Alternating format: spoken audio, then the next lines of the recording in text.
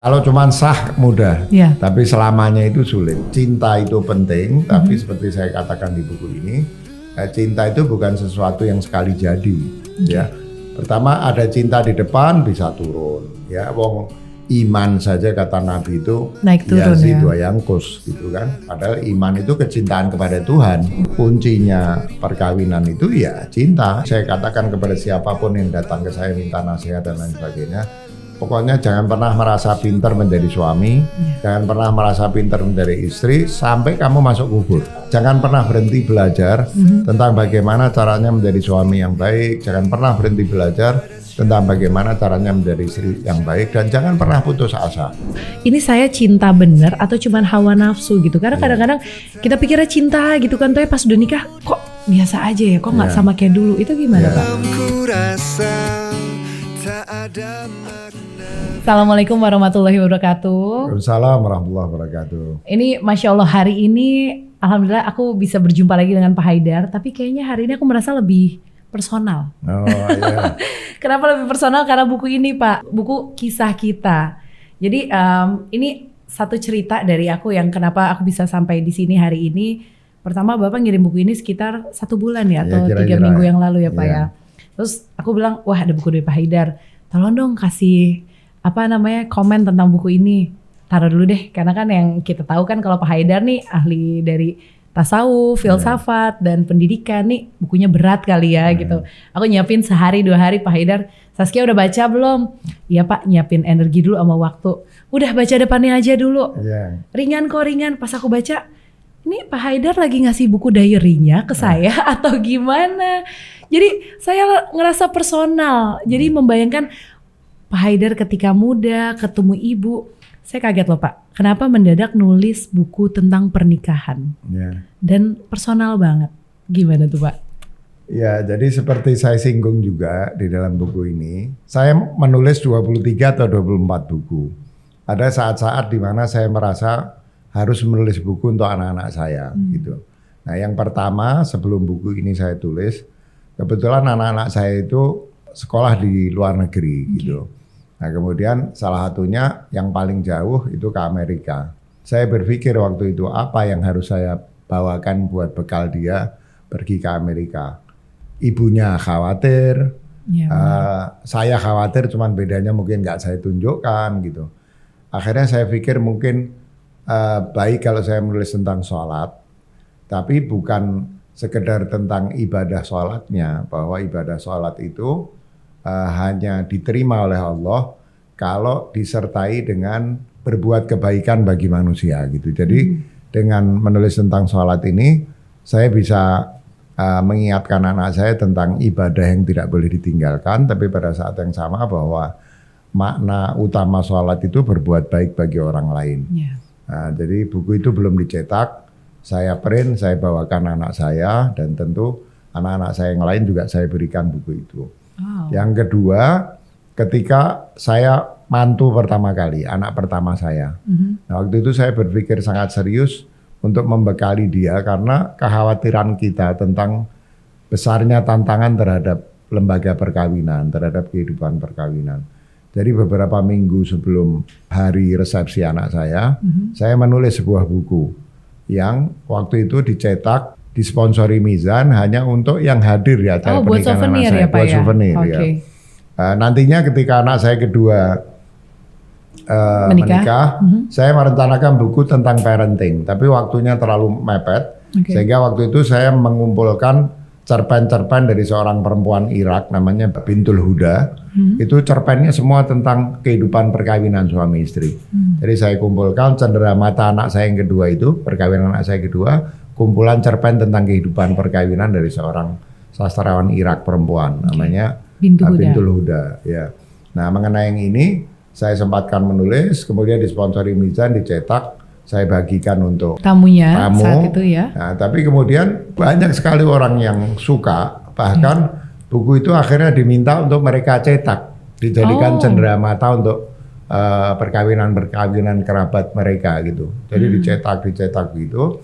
Sampai di satu titik belakangan ini saya sudah punya 5 cucu, sudah punya beberapa menantu, kemudian keponakan-keponakan saya sudah menikah, ya. Dan saya ini entah kenapa banyak didatangi oleh ibu-ibu atau suami istri yang punya problem dalam perkawinannya. Dan saya merasa sangat concern dengan problem-problem itu, sehingga saya pikir saya mau cetak buku ini lagi, tapi kali ini saya siapkan untuk pembaca yang lebih luas. Maka buku yang ini, dan judulnya juga saya ganti karena saya merasa saya udah tua. Tadinya apa Pak? Tadinya ini, surga di dunia, surga di akhirat. Makanya di cover itu kan sengaja supaya orang jangan merasa tertipu, meskipun ini buku sudah berubah banyak. Sengaja saya minta di cover itu disampaikan bahwa dulu buku ini pernah terbit, meskipun terbatas, dengan judul Surga di Dunia, Surga di Akhirat. Saya berharap anak-anak muda membaca buku ini. Betul, penting banget. Kemudian saya kasih redaksi Mizan, coba carikan judul yang bagus. Anak-anak mudanya ditanya, akhirnya mereka memberikan saran, jadilah kisah judul kita. Kisah kita dari sah ke selamanya. Karena kalau cuma sah mudah, tapi selamanya itu sulit. Jadi betul, itu ceritanya kira-kira. Tapi kan kalau aku lihat berarti ini Bapak tuh benar-benar menyiapkan dengan matang anak-anak Bapak untuk menikah. Tapi kalau saya baca buku dari kisah kita, perjalanan Bapak sama Ibu menikah, itu rasanya udah langsung gitu. Kayaknya tidak dipersiapkan dengan matang dan alhamdulillah bisa berjalan segini panjang gitu. Apa karena dari situ pengalamannya, jadi kalau anak saya harus lebih matang deh gitu. Sebetulnya begini, anak-anak saya itu menikah, ketika memilih pasangan juga saya nggak tahu. Jadi tahu-tahu anak saya bilang, ya saya sudah ada calon istri. Terus saya tanya, ada fotonya? Ada, dia kasih pas foto. Foto anak saya. Saya lihat cantik, saya bilang. Terus ya saya berusaha mencari sedikit informasi, tapi saya nggak tahu gitu. Kalau yang kedua saya tahu, tapi menantu-menantu saya ini juga orang-orang yang sebelumnya saya tidak kenal dia, tidak kenal keluarganya sama sekali. Ya alhamdulillah mereka baik, hubungannya baik. Tapi sesungguhnya kalau bicara tentang pertemuan, mungkin juga tidak terlalu jauh. Tapi khusus dalam kasus saya, itu saya memang merasa saya dibimbing gitu ya. Saya dibimbing untuk mendapatkan jatuh cinta pertama karena pandangan pertama. Karena pandangan itu pertama. Aku kayak hari gini masih ada nggak ya?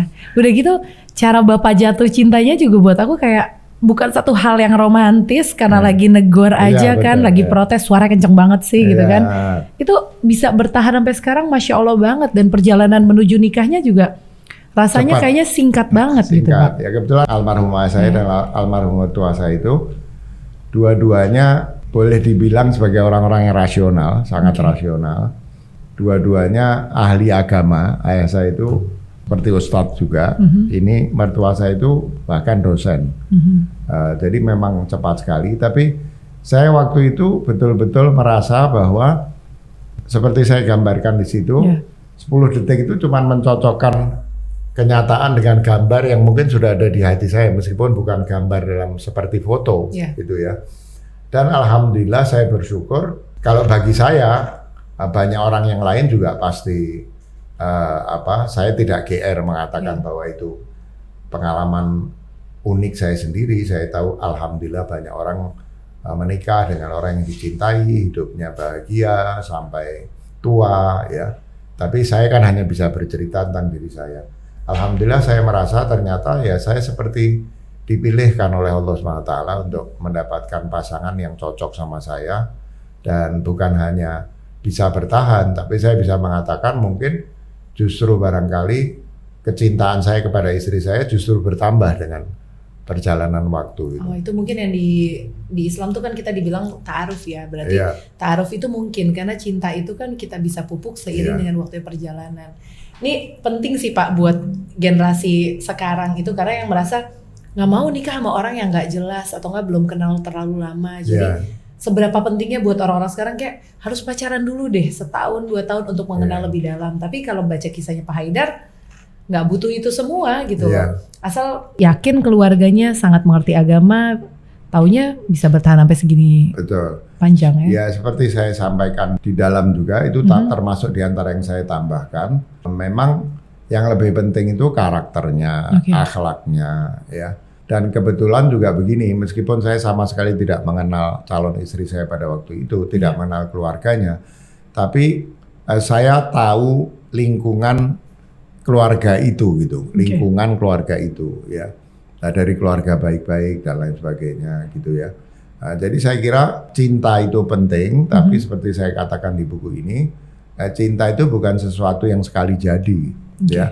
Pertama ada cinta di depan bisa turun ya, wong iman saja kata Nabi itu naik turun ya. Dua yangkus gitu kan. Padahal iman itu kecintaan kepada Tuhan. Itu bisa naik bisa turun. Nah, jadi saya yakin betul cinta itu bisa dipelajari, dan kalaupun kita sudah punya cinta itu harus terus dipelajari kembali. Learn and relearn.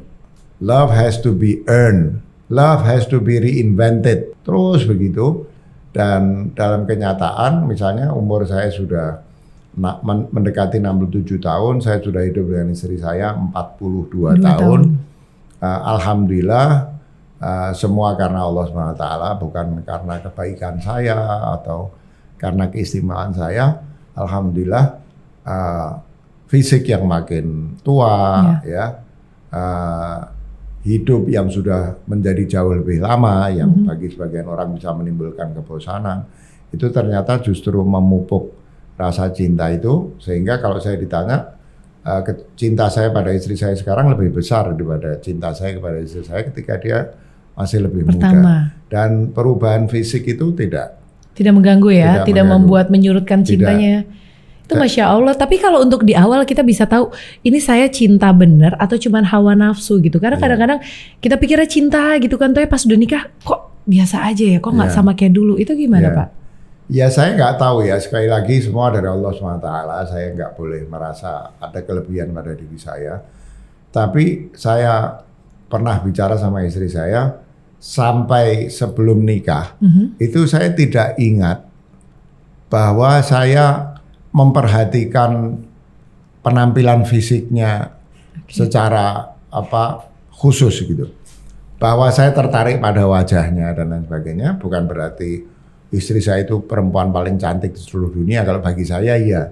Tapi kan banyak perempuan cantik. Tapi sampai saya nikah itu saya tidak ingat memperhatikan secara khusus penampilan fisiknya. Jadi saya melihat istri saya itu sebagai satu keseluruhan, bukan detail-detail penampilan fisik dan lain sebagainya. Meskipun biar istri saya nggak marah kalau denger ini, fisiknya menarik. Tapi berarti emang nyambung secara ngobrol, itu nyambung secara karakternya gitu atau nggak Pak? Ya sebetulnya kalau bicara saya suka ngomong filsafat, istri saya tidak. Ya istri saya seorang pendidik ya, dan seorang pendidik yang terampil, bukan memiliki konsep-konsep pendidikan di dalam dirinya yang sudah dibuktikan lewat proses panjang dia sebagai pendidik. Tapi bukan seperti saya yang menyusun teori-teori itu, bukan. Dia lebih dengan intuisi, dengan perasaan, dengan cinta itu melakukan pendidikan. Kalau saya kan suka nulis, bikin kesimpulan-kesimpulan, teori-teori, baca buku-buku filsafat. Istri saya tidak begitu sebetulnya. Jadi kita juga sulit mau bikin rumus kalau menikah itu harus sama pasangan yang kesenangannya sama. Terbukti barangkali justru orang kayak saya ini capek nulis, capek mikir, capek baca buku-buku berat. Santai saya ketika saya ngobrol sama istri saya. Kalau sama istri saya ngobrol filsafat lagi, mungkin saya nggak punya waktu. Capek ya Pak ya, bener ya. Oh jadi berarti harus satu frekuensi, harus satu kesukaan yang sama juga. Bapak saya kira yang harus sama itu sama-sama punya niat baik. Pada saatnya sama-sama punya hati yang baik. Ya, itu harus sama. Visi misi dalam pernikahannya harus sama, tujuan pernikahannya? Ya tentu, seperti misalnya membangun keluarga bahagia. Kan seperti saya tulis di sini, sama bahwa cinta sejati itu sebetulnya dorongan memberi, bukan dorongan menuntut. Nah itu misalnya kalau saya membandingkan diri saya sama istri saya, lebih siap istri saya daripada saya. Saya lebih banyak belajar untuk bisa memberi lebih banyak daripada menuntut.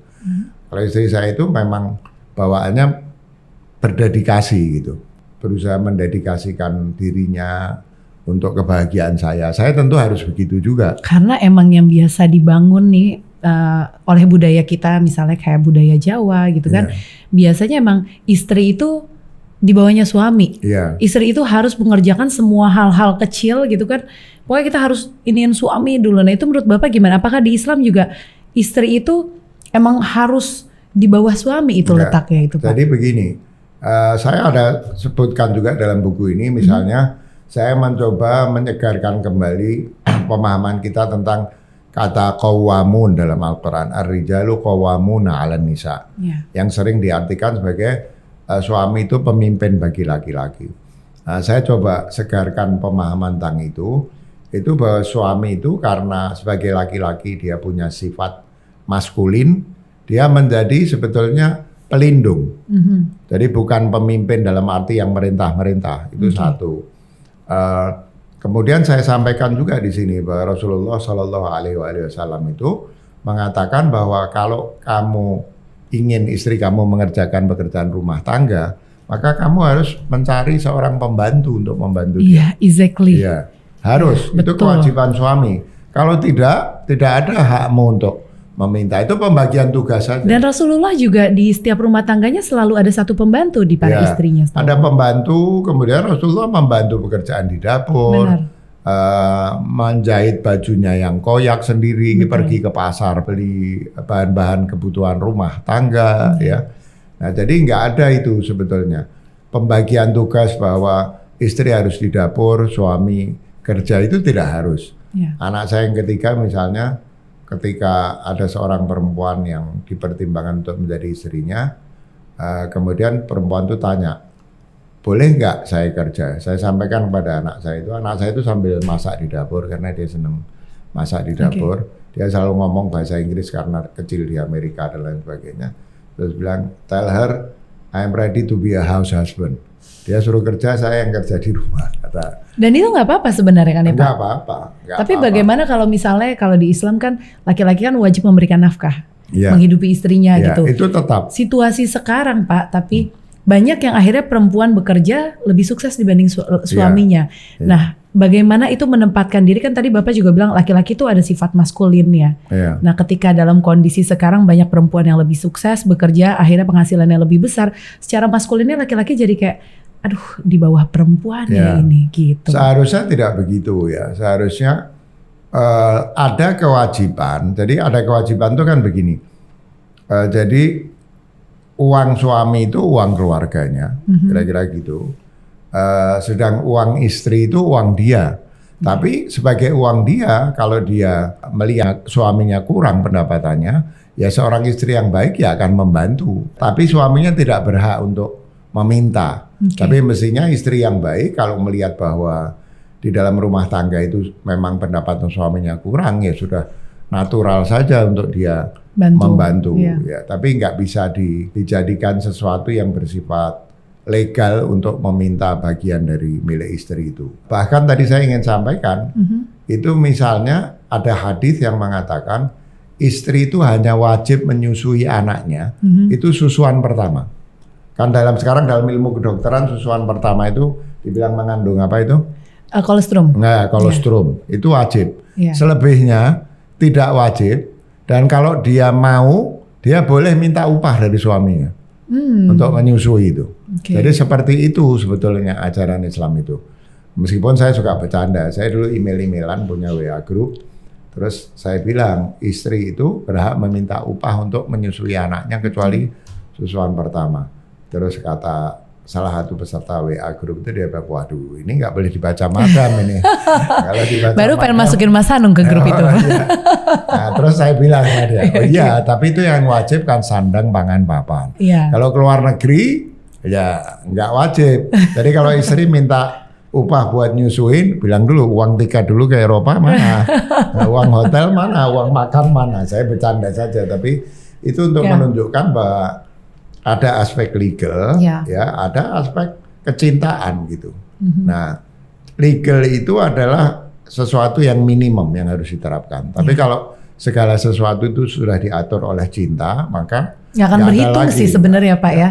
Transaksi itu hubungan transaksional jadi nggak ada. Betul, betul sekali. Jadi nggak ada hitung-hitungan. Penghasilan saya lebih besar, jadi apa itu kalau udah cinta sih udah aman. Jadi di Islam sebenarnya tidak ada posisi seperti itu ya Pak ya? Karena begini, kebaikan suami itu kan nggak bisa diukur dari uangnya. Iya, Kalau betul. bicara pendapatannya kurang, nggak ada saya kira istri yang akan mengorbankan kebaikan suaminya, melindungi, mencintai, mendukung dia dalam kehidupan keluarga, kebaikan dia kepada orang lain, mau dikorbankan hanya karena pendapatan suaminya lebih rendah. Iya. Bodoh sekali, ya. Unsur berapa uang yang dibawa pulang itu terlalu sangat tidak berarti jika dibandingkan dengan kebaikan-kebaikan yang lain. Ya. Nah, ini tentu tidak termasuk sifat malas. Saya kadang-kadang suka menasihati keponakan kalau mau diminta oleh laki-laki yang baik. Saya bilang uang itu penting, tapi yang susah dicari itu adalah kebaikan pada calon suami atau laki-laki yang mendekati kita gitu. Jadi memang kuncinya perkawinan itu ya cinta, itu yang Cinta yang terus dipupuk dan terus dibangun. Makanya kan di buku ini saya katakan ketika Al-Quran menyebutkan bahwa dalam perkawinan itu akan terjadi ketentraman, sakinah, ya, terus dalam keadaan mawaddah dan rahmah. Saya jelaskan di sini bahwa mawaddah itu adalah cinta romantis yang biasanya terkait dengan kemudahan, dengan keberlimpahan, ya.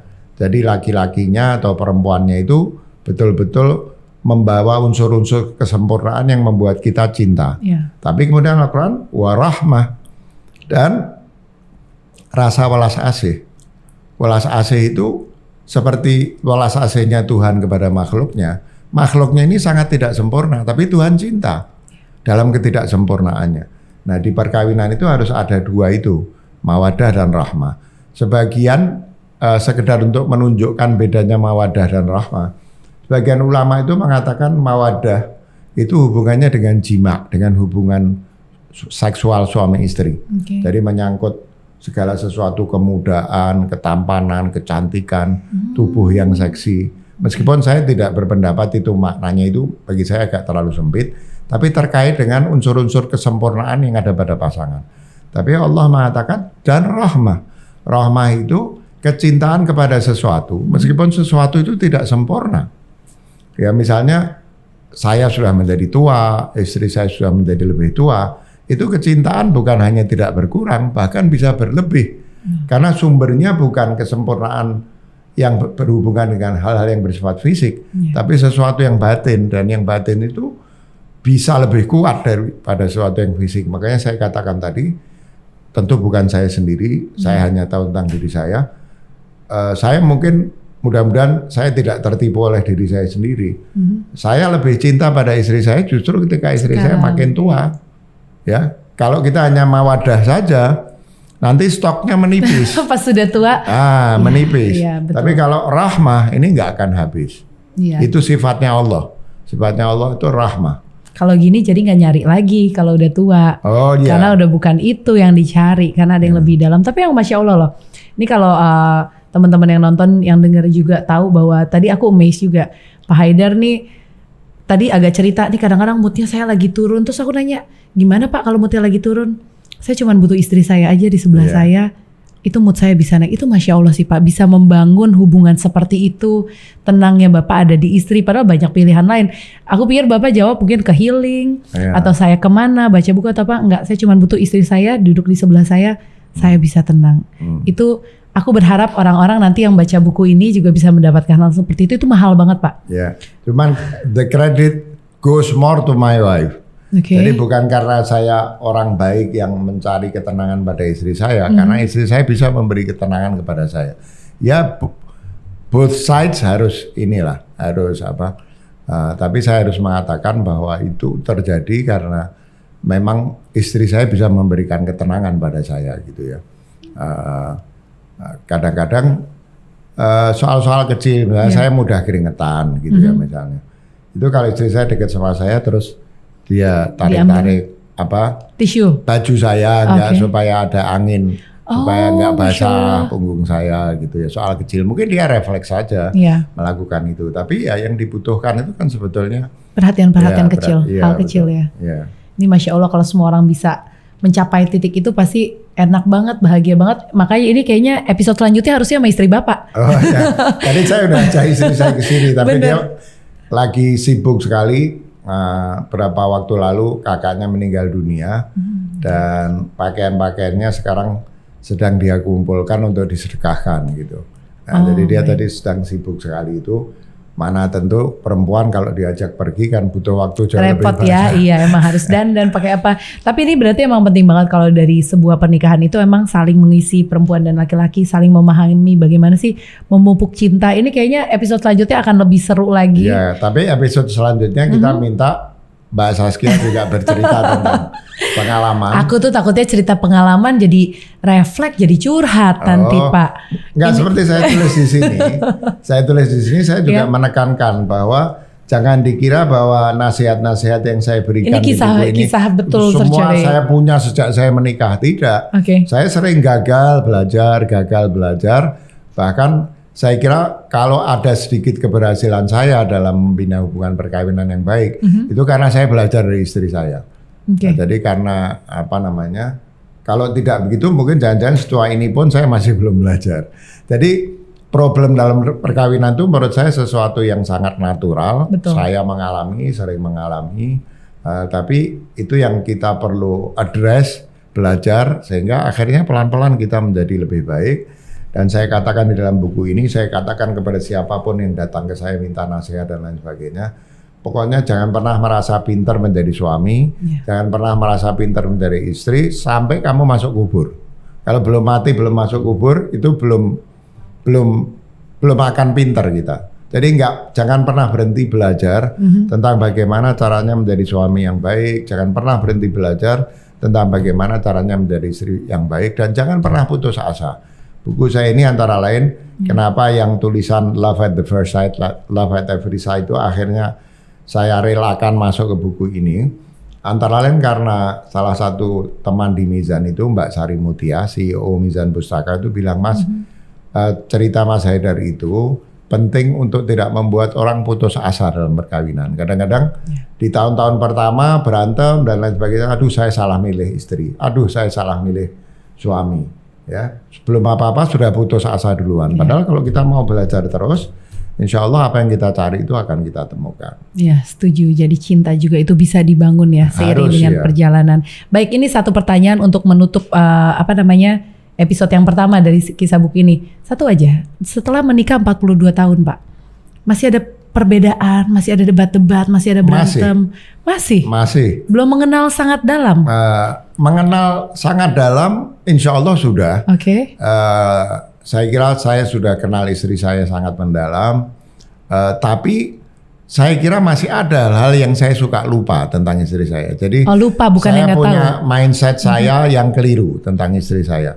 Mungkin istri saya juga masih punya itu, tapi kuncinya itu adalah memastikan bahwa bahkan sikap-sikap kita yang kelihatan nyebelin itu, sebetulnya kalau kita pikir-pikir ada alasannya yang masuk akal, yang nggak perlu membuat kita sebel gitu. Mungkin miskomunikasi, mungkin cara memilih kata-kata yang berbeda, mungkin suasana hati yang lagi tidak siap, ya. Jadi kalau kita mau mempertimbangkan itu dengan kepala dingin, apa yang menjadi perbedaan, bahkan alhamdulillah insya Allah kalau pertengkaran tidak, ya. Tapi misalnya gesekan itu masih ada, itu dalam waktu cepat kita akan sadar bahwa gesekan itu sebenarnya tidak perlu terjadi. Dulu juga saya kadang agak males menjelaskan lebih panjang tentang kenapa saya bersikap begini. Nah belakangan saya mulai lebih boros menjelaskan, oh saya begini bukan karena ini loh gitu. Nah lama-lama istri saya juga paham. Mungkin tadinya akan terjadi gesekan, oh nggak perlu terjadi gesekan. Sebaliknya juga, nah, cuman saya yang tukang ngomong kebetulan. Saya sama istri saya lebih sedikit, saya yang tukang ngomong, jadi saya yang boros gitu, menjelaskan. Misalnya saya bercerita, kadang saya kasih contoh tentang pembantu saya yang melakukan sesuatu secara katakanlah menaruh sesuatu secara sembarangan dan lain sebagainya. Istri saya itu sangat protektif pada pembantunya. Jadi sebelum saya ngomong, ini saya jangankan nyalahin, kesel aja enggak. Saya cuma mau cerita lucu, bagaimana pembantu saya melakukan hal ini gitu. Sehingga istri saya nggak muncul sikap protektifnya terhadap pembantu. Oh tahu bahwa saya nggak kesel, apalagi nyalahin. Saya nggak nyalahin pembantu saya. Jadi boros sedikit di dalam berusaha memberikan latar belakang tentang apa yang saya maksud ketika saya menggunakan statement itu. Makanya saya sebutkan di sini itu kan ada John Gray itu mengatakan men are from Mars, women are from Venus. Itu antara lain karena itu. Terus ada seorang ahli komunikasi sangat hebat, namanya Deborah Tanner, saya kutip juga di sini. Itu menunjukkan bagaimana kalimat yang keluar dari suami itu bermakna sangat beda dengan yang ditangkap oleh istrinya dan sebaliknya. Maksud suaminya apa, istrinya menangkap lain dan sebaliknya. Iya benar banget. Itu harus kita sadari. Caranya adalah dengan husnudzon, bahwa oh kalau saya kesel, jangan-jangan bukan itu maksudnya. Kedua ya kalau bisa lebih boros sendiri menjelaskan maksudnya, kita jelaskan saja. Nah itu sangat membantu sebetulnya dalam komunikasi. Emang kenapa ya kadang-kadang suka males ngejelasin, ternyata itu penting. Dan 42 tahun ya guys, ternyata juga masih ada perbedaan, masih kadang-kadang suka ada miskomunikasi. Jadi apalah kita yang masih baru berapa tahun, kita akan belajar lebih banyak pastinya nih. Aku banyak, oke saya siap ya narasumber sekarang. Kita tunggu ke episode selanjutnya ya. Insya Allah, terima kasih banyak sudah menyempatkan diri untuk pastinya Pak, belajar banyak Pak. Ini kalau saya disuruh ajak ngobrol terus bisa 10 episode kita ngobrol. Makasih ya Pak Hidar ya. Terima kasih. Assalamualaikum warahmatullahi wabarakatuh.